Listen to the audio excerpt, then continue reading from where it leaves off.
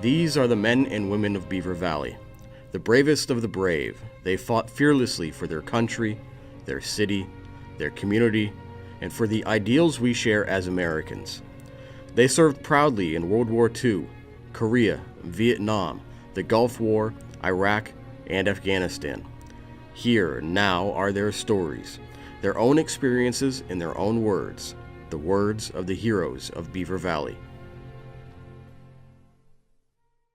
On December 7th, 1941, the United States was attacked at Pearl Harbor by hundreds of Japanese fighter planes. The attack, which lasted 2 hours, left incredible amounts of devastation and took the lives of more than 2,000 Americans. The attack on Pearl Harbor accelerated the United States' decision to enter World War II. 2 local men were thus drafted in the military to help their country fight back against the Axis. New Brighton native Gene Bowser was only 15 when the attack at Pearl Harbor occurred. 2 years after the attack, he was drafted into the military.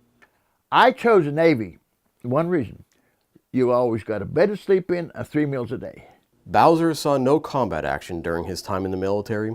His ship, the USS Bremerton, hosted important military figures and acted as a flagship. And the big boys, with all the brace, they don't get up with a fighting sack. They stand back and tell people what to do, you know. Bowser would decide to become a cook on the ship, which came with its own specific challenges. 18,000 men aboard, and you stand in line for breakfast, and you just turn around and get in line again and wait for dinner. That line never stopped. So there's advertised for cooks. So I went down and applied for a cook. So I worked at nights and slept all day. I was in charge of all the provisions for the ship. Anyhow, at that particular time, I was only allotted 63 cents a day to feed a man. We had good rations, good food, but our biggest thing, we didn't get no fresh vegetables and stuff. Even though Bowser didn't see combat, he did have memorable experiences. We got a distress signal from a little Japanese ship that was run ashore, and we took off after it. We was making circles around this island to make waves to try to work it off. They were starving. I don't know how long they had been there before we got word. And I was designated to take food over to these Japanese, which, you know, well, anyhow, they were so thankful for me for bringing some food over to them. While Bowser was in the South Pacific, Edward Glenz was with the Army's 69th Cavalry Reconnaissance Troop, mechanized, serving in the motor pool. I landed in England December of '44. Well, that first Christmas, we just more or less ignored Christmas. We had things to do. We was getting organized, getting ready to go over across that channel. His job in the motor pool was to help modify and repair vehicles. When we got over in Germany, one of our boys we encountered that piano wire spread across the road, and it pretty well tore his side of his face up.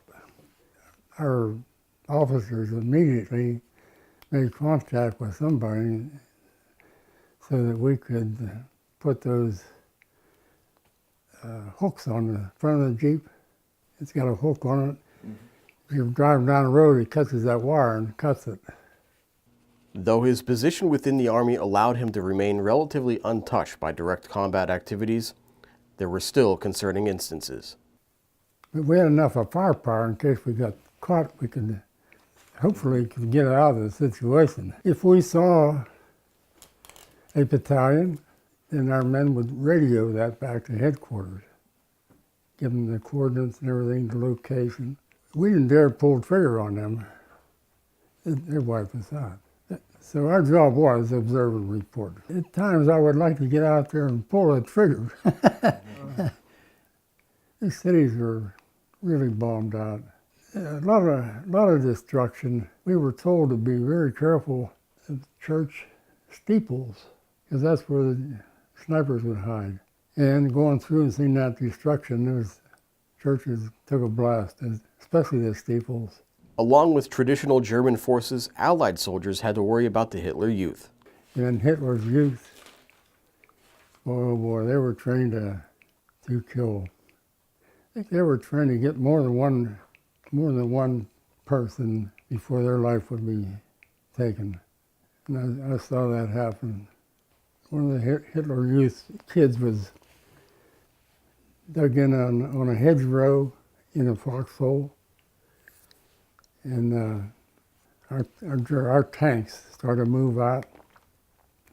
Some of the infantry guys were on the back getting a ride, to save them from walking. As that tank moved out, that kid got everybody on the back of that tank. Glenz would continue on with his troop towards the end of the war. Then when Roosevelt died, I was over in a little town outside of Berlin when he died, and I thought, boy, you know what? I'll never get home now. I didn't think whoever was going to take over the country would be able to get me back home. Along with his fellow Americans, Glenz would meet the Russians in Berlin. And we ended up meeting the Russians. They were happy. They were all, I saw a bunch of them running around with bottles of vodka.